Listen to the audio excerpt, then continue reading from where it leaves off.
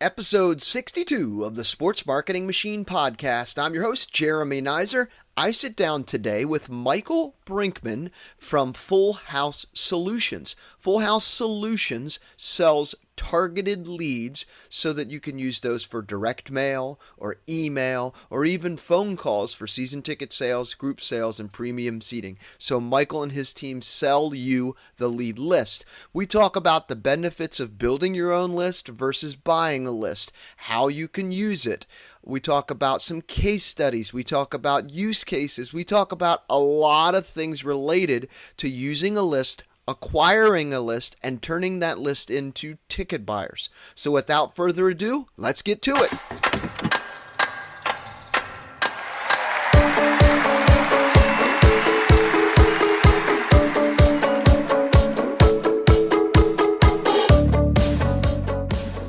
Welcome to the Sports Marketing Machine podcast, the podcast for those working in sports looking to sell more tickets, sell more merchandise, and grow your fan base. I'm your host, Jeremy Nizer. Today, super excited to welcome the Director of Partner Success from Full House Solutions, Michael Brinkman. And Michael, welcome to the podcast. We're going to talk all about getting leads.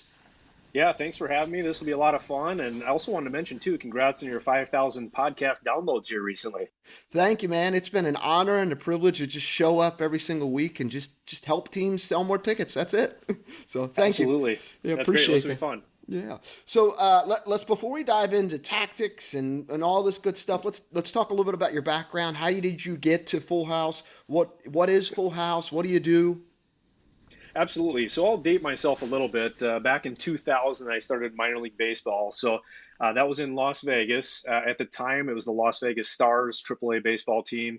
While I was there, we became the 51s, and now you might know them as the Aviators. So it was a great 2 years there. Got to learn under John Spolstra and Steve DeLay, who are a couple of industry legends.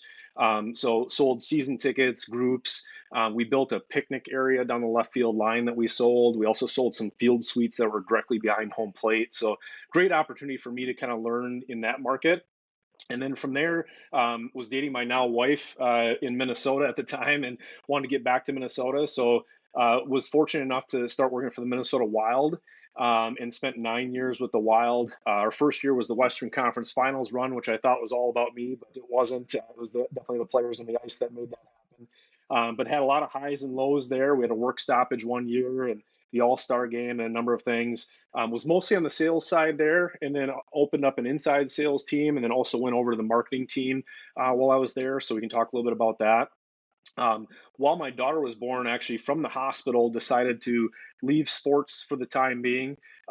We actually, I knew that the 44 game nights and a number of other networking events and things like that, it just wasn't the right suit for our family at the time. So started working for Target Corporation here in Minneapolis and worked on Target.com, Target Mobile, and Target Social.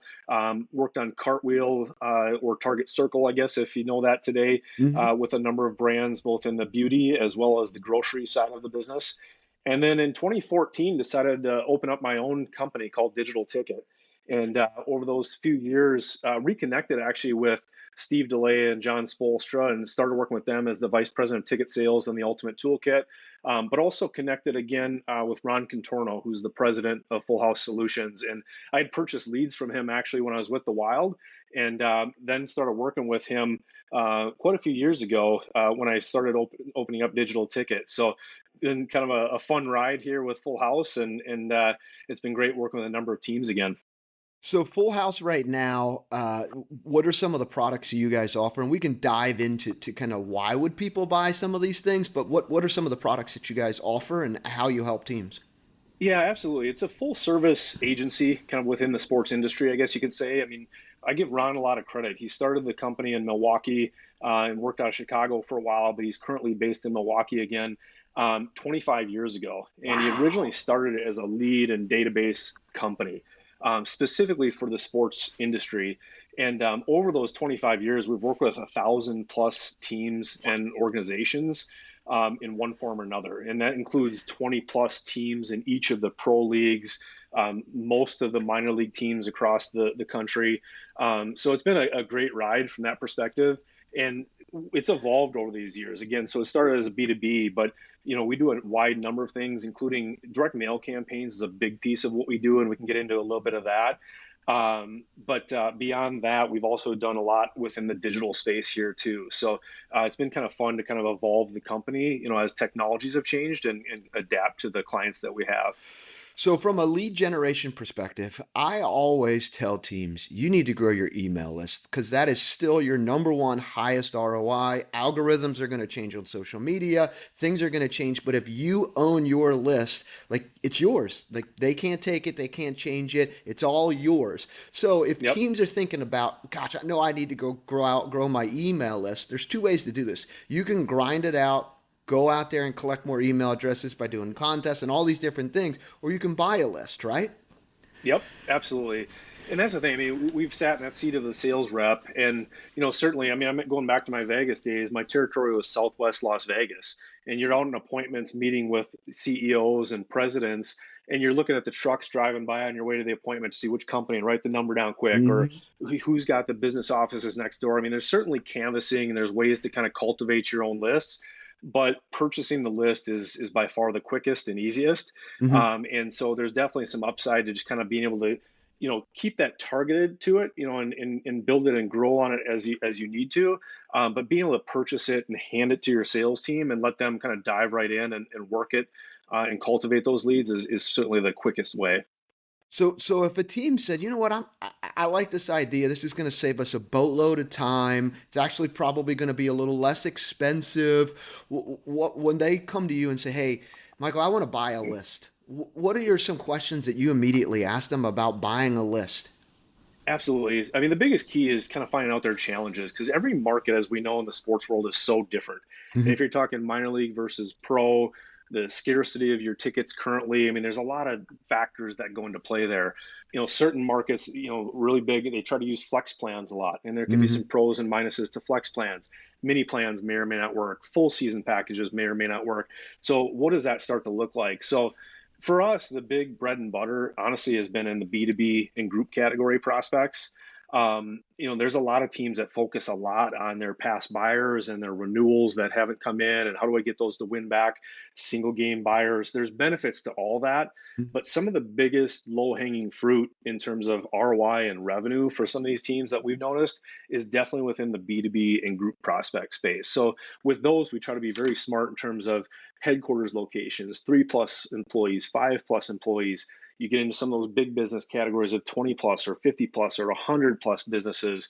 And then you start to drill down into those group categories of nonprofits, sports clubs, gymnastics, health clubs. What do all those start to look like? And what's that total universe in terms of prospects that are available in your market? You might work with 300 K through 12 schools in your market, but when you do a report on your market, there might be 1,000. So Mm-hmm. how do we identify those other 700 school prospects that you haven't had a chance to get to yet? So let's talk about the accuracy of the lists, because that's probably going to be the number one question that teams will ask. Well, that's great. I can buy these lists. Number one, they're going to ask, well, how much is it? And then number two, how accurate is it? So let's talk about a little bit about the accuracy. Absolutely. I mean, when you think about it, like no data is perfect, to be honest. So if you're purchasing it or filtering it through systems, I mean, there's definitely some things that will factor in. I don't mean to call out the brewers, but I received an email this morning where it said your brewers are in Minnesota. Well, interestingly, part enough is accurate. I'm in Minnesota, which is good. That part is Mhm. accurate, but I'm not necessarily a Brewers fan. I'm a Twins fan who has gone to games in Milwaukee. And Oh. so for them to say your Brewers is kind of an interesting distinction in the data. So, what we generally tell teams is we get data from a number of different sources, and Mhm. those sources are always constantly updating that. Since COVID happened, obviously, the companies have gone out of business. Contacts have changed pretty readily. So there's things that just constantly need to be updated, like as we're speaking, that data Mhm. is being updated. So when we hand over a database, we generally tell teams that about 5 to 8% of that data is going to be inaccurate. So you think of 6 to 7 contacts out of 100 that we hand Mhm. you may no longer be with that business. So then it's kind of up to that sales rep to kind of move on their feet and be able to ask, okay, So Bob or Susie is no longer here. Can you tell me who actually heads up the group events for your company? Hmm. Or can you tell me who replaced that person with that business? So definitely ways for the sales team to kind of still roll with that data, but they just kind of know in the back of their mind that that person may no longer be there. So if teams are thinking about this and they're saying, okay, I'm going to buy a list. The hit rate's going to be pretty good. We're going to get an 85, 90%. That would be marvelous. So where does this fit inside of our marketing funnel? Is this something that's like, hey, this is just a play for the sales team. This is where we're allocating dollars and see if we can turn this into group sales. Or can we use this more for single game? Could we use this for a bunch of different things? The ideas are endless, right? Yeah, it is. I mean, what we usually promote is we kind of call them multi-touch campaigns. So as you know from the sales side too, I mean, you're lucky if somebody picks up the phone or answers an email on your first try and says, "Yep, I'm in for season tickets." I mean, Hmm. it's very rare. You get a lot of no's, as we know, and it's a tough business from that perspective. And so, how do we kind of slowly cultivate them along with the right type of messaging, the right type of targeting, and kind of build that relationship? You know what I mean? And it's not necessarily just drill in the sales and we know you're ready for two season tickets type of thing. So, how do we do that from a marketing perspective? And that's where we kind of help on for some of that campaign building and what does that strategy look like. So in many cases, that does potentially start out with a direct mail campaign. Hmm. So obviously you start with your data and find out the targeted pieces that you feel like you don't currently have today.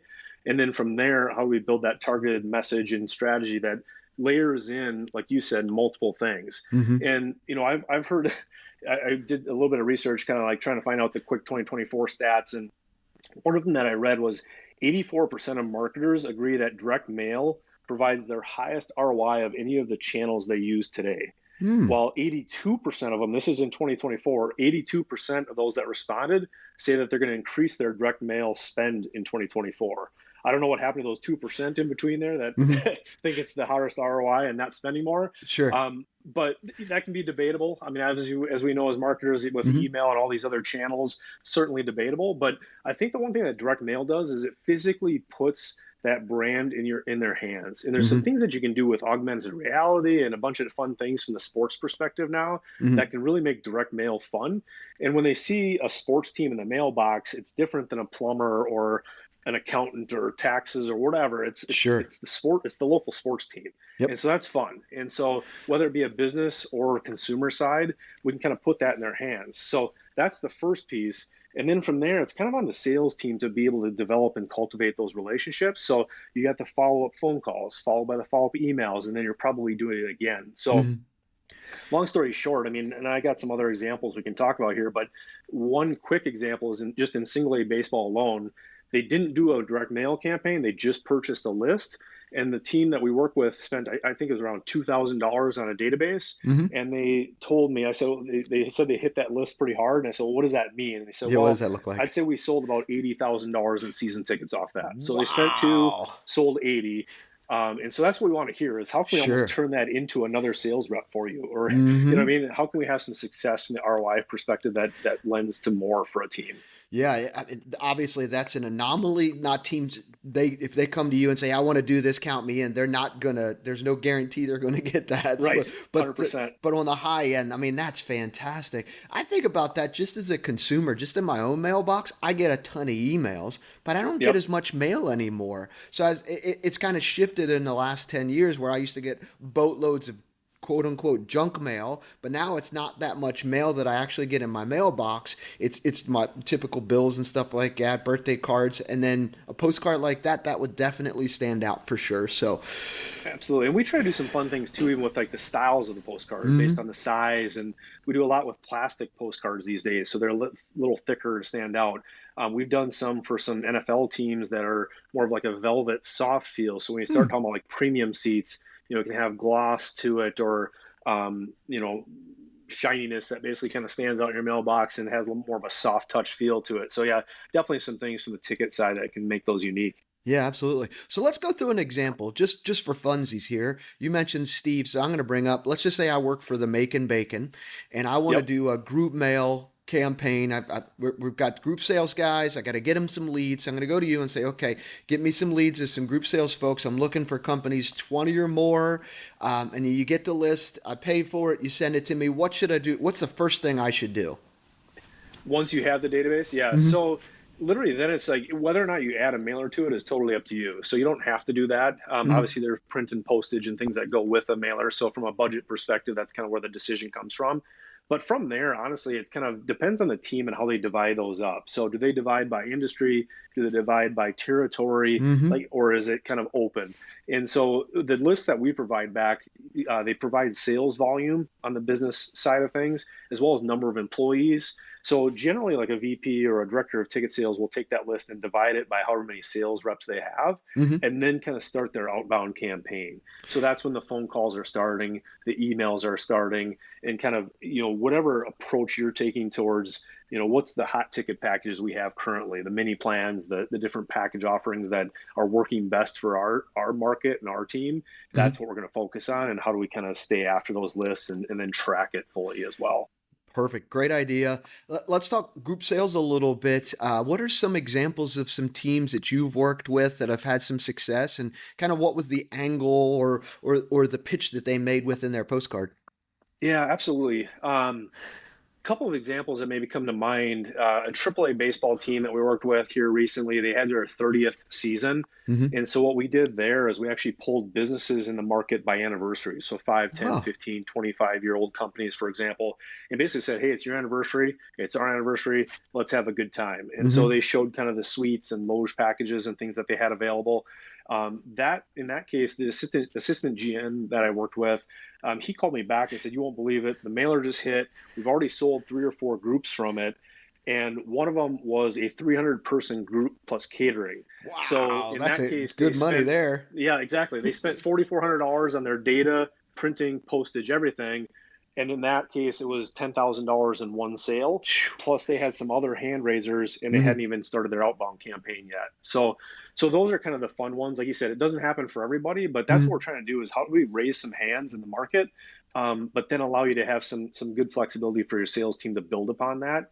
Um, I would say that you mentioned the Steve Delay side of things too. I mean, the big thing too is like what we try to do is the value add. Like, what can your team do that you have at your discretion that maybe other businesses in the market don't, that you can kind of stand out with? So, like, I think of things like first pitches. We had a Mm-hmm. team basically try to schedule appointments with their mailer, Mm-hmm. and what they were offering was, if you come down to the ballpark, we'll give your company a first pitch as a part Mm-hmm. of the season. And that's all we were asking for, is an appointment at the ballpark. Because as you know, once you get them there, show Mm-hmm. them some seats, maybe give them a beer, give them a hot dog, then you have part of the hook done.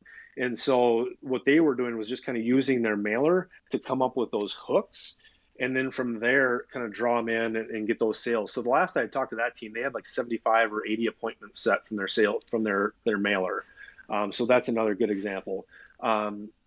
So that's, as you think about value add and how do you set that up, I think those are good ways to do it. Mm-hmm. Yeah, that's such great examples. You don't have to always just do the flat out just group sales outreach. You can kind of get creative with some things. You can even do some single game things if you want. If you're trying to sell movie mini plans, like movers list. You probably have a list of people who are new in the community. What other types of lists could teams buy?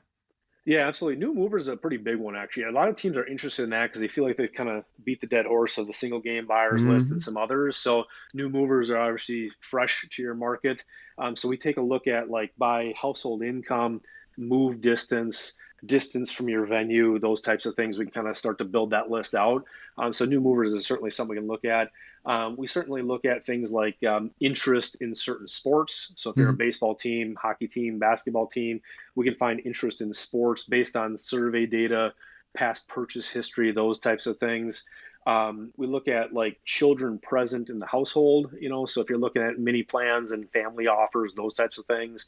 Birthdays is another big one. Mm-hmm. So if you have birthday packages you're trying to sell in certain months of your season, we can find, kids' birthdays in households.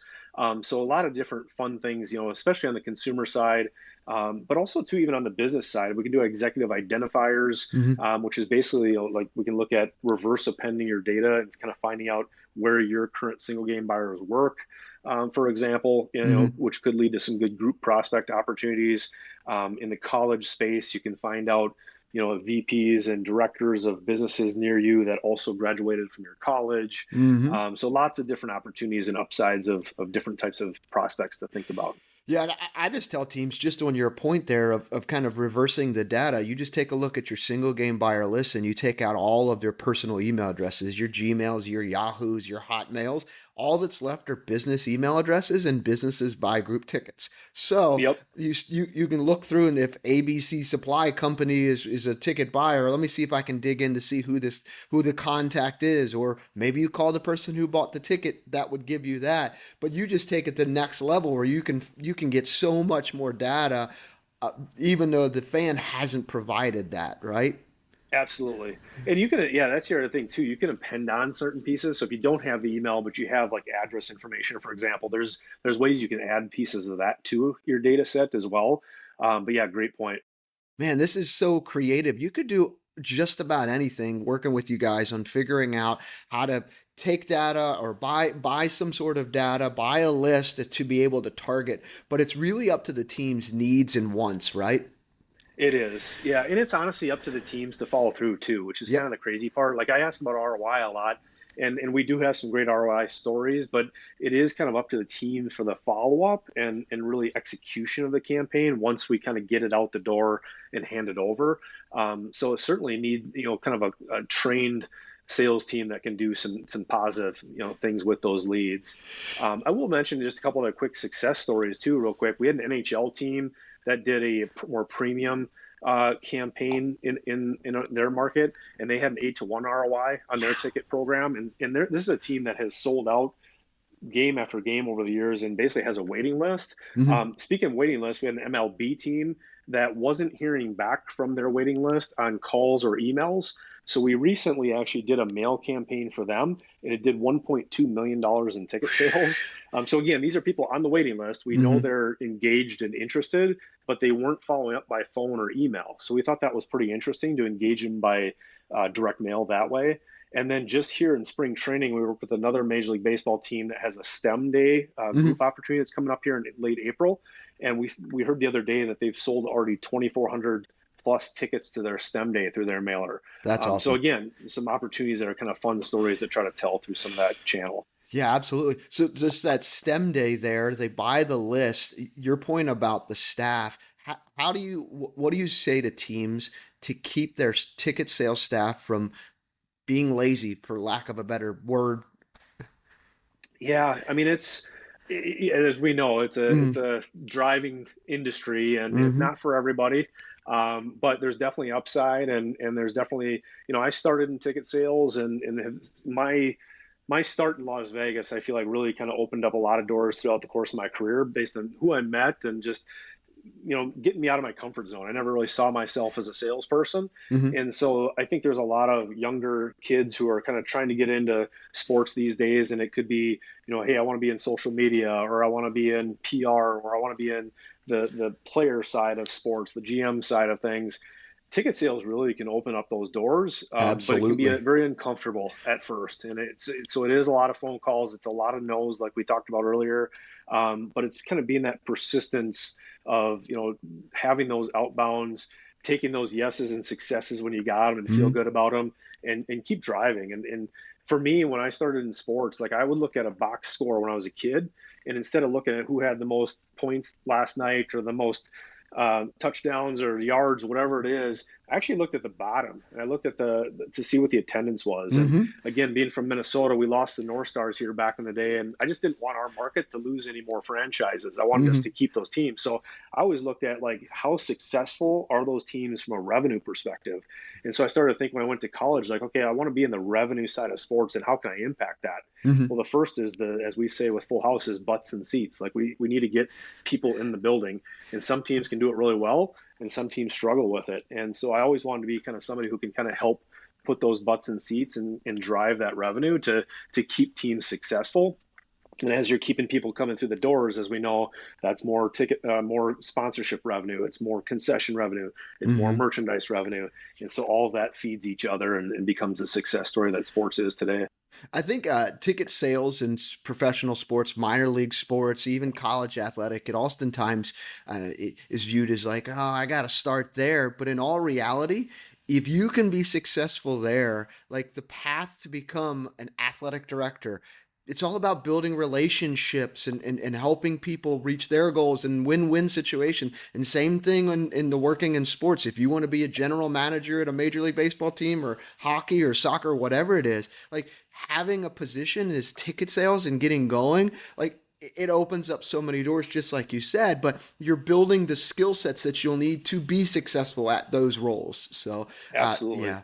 And Yeah, I mean, you go ahead. mentioned like on the school side of things. I mean, you think even like an athletic director. I mean, a couple of years ago, they probably didn't even see name, image, likeness coming. So NIL and just the revenue side and implications of some of that. And so, yeah, no matter what role you're in within sports, it kind of generally ties back to revenue. And if you've had some experience and background in that Yep. area, and again, you may not stay there your whole career, but when you look back on your career at the end, you'll be thankful if you do have some revenue experience. Yeah, I remember my first week, Hickory, North Carolina. Our GM, Dave Haas, he looked at me and he said two things. Number one, you're going to call someone who's dead, right?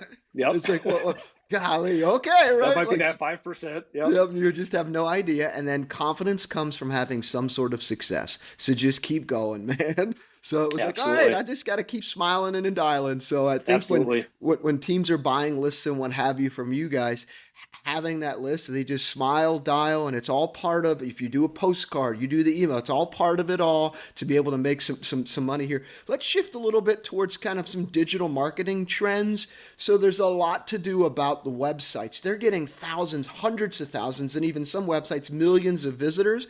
But sports teams' websites only convert at like 3.5% on the really good end, but on average it's like 2.5%. So we can't tell who's going to our website oftentimes when we're pixeling them with meta ads and so forth. But is there things we can do from a postcard perspective?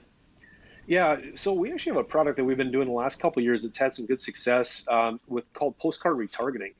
We call it. So it's basically taking some of that website traffic that again you may have not known in the past or abandoned their cart before they purchased tickets or whatever that might look like. And so it's actually grabbing that information from their computer, their IP address, like you say, Mm-hmm. and then having a postcard design ready to print overnight. And as soon as it triggers from the website, the postcard will be there 3 to 5 days later. So you think of like digital retargeting, very similar concept. But again, going back to putting your physical brand in their hands, this will land in the mailbox 3 to 5 days later. And it won't, it might seem a little big brotherish, like, hey, I think I was just on their website, but it's kind of a newer product where it's like, it's just kind of a nice little follow up to kind of re-trigger. Let's go back to the website and maybe purchase those tickets now. And there are a lot of new technologies now that do have the capability of identifying. And so we're getting into some of that. And I think there'll be some more that we'll have to talk about here in the next few months. Mm-hmm. But certainly kind of that new area of opportunity is who's on your website and how can we reach out to them from a warm lead perspective. Yeah, I think that's such a marvelous idea because if you think about you had 100 people to your website, 97 aren't buying anything. They're clicking around, looking at the schedule, looking at your merchandise, and just bouncing off.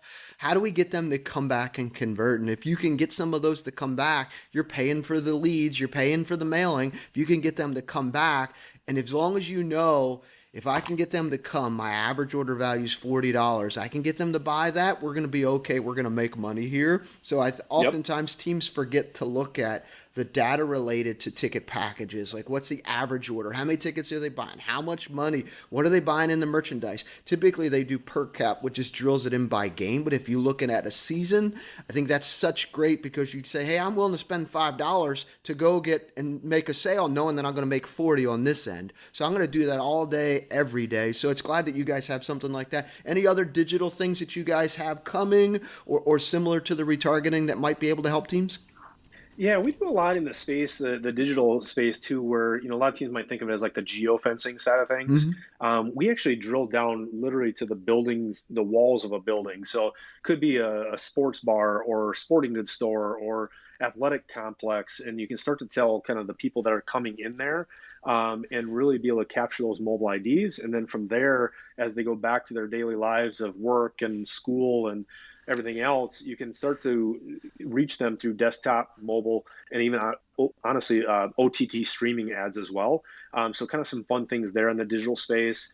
Um, when you say digital, like I was at the National Sports Forum here just a few weeks back, and probably the biggest topic that was out there at the National Sports Forum was AI. Mm-hmm. And so, what does that look like? I think that's going to be a very interesting thing. I don't know if anybody necessarily has the secret sauce or all the answers currently, but there's definitely teams using it for ROI today. And for me, I mentioned Steve DeLay and John Spolstra earlier, but I just want to make sure like teams don't get lazy on the Mm-hmm. sales side with AI. But there's huge upside there in terms of warm leads and what does that help set up and tee up for your sales team. Certainly some benefits to it. It's just how as salespeople do we not get lazy behind using it? That's exactly right. So National Sports Forum was talking about AI. One of the things that I always recommend to teams that ask me is you can use it to help write copy. I think that's a super simple way to be able to do that. So if I want to target moms and sell birthday parties, you throw that into Chat GPT, it can come up with some good headlines for your social posts or great subject lines for your email or content inside of your email that you would have to finesse a little bit, but it kind of gets the motor running a little bit. And that's where I encourage teams to use it. Are there some other ways that you heard at National Sports Forum that teams can start using AI? Yeah, a lot of what the conversation was focused around there was warming up the prospect or the lead and then be able to hand it over to the sales team, basically ready to go or almost ready to purchase at that point. Mm-hmm. And a lot of it was even in the sponsorship space they were talking about, which I found pretty interesting because those are Mm-hmm. obviously large revenue Mm-hmm. amounts tied to some of that. So teams were talking about how it has worked, schedule appointments on even the sponsorship side. So I'm interested to see kind of where that evolves to and what that looks like. But yeah, definitely an exciting space. Yeah, no doubt about that. And I'm glad you guys have your fingerprints all over the pulse of what's happening, not only just on the AI world, but just helping teams get leads and do things and sell more tickets faster by coming to you guys and buying leads and doing postcards and really taking the steps in that direction because that works, right? These old school tactics still work. A lot of teams just want to do all these new fancy shiny object things, and I always just run the basics. If you just run the basics, you're going to be successful. So 100%. And a lot of staffs, as we know, are pretty lean and mean. It's like you have a lot to do in your day. So mhm. we're just trying to be there to help kind of maximize your efforts throughout that. And that's where, like, going back to AI, I mean, that's, you talk about just writing copy. I mean, it's just simple things like that that can help kind of free up time to do other things in your day that are certainly focused on the revenue side of things. Fantastic. Well, if teams are interested that have not reached out to you or now thought of some other ideas, what's the best way to get a hold of you guys? Yeah, our website is fillthehouse.com, and my email directly is michael@fillthehouse.com. So yeah, feel free to reach out with questions. And we love just to brainstorm ideas or work through any challenges you might have. But yeah, definitely appreciate the time here today. You got it. And just appreciate everything that you have been able to do to help teams because at the end of the day, it's all about just getting more people to their games, selling more merchandise, growing the brand. Any other success stories you want to share before we finally wrap up? No, I don't think so. Like I say, I just appreciate the time and really certainly just I really enjoyed the opportunity to just connect with people like yourself. It's just fun to talk tickets and talk industry and kind of just share some ideas that hopefully trigger a thought or an idea within teams that you work with as well. Fantastic. Well, I'll make sure I put your contact information as well as a link to the website in the show notes. And looking forward to having teams reach out and sell more tickets. Awesome. Thank you again. All right.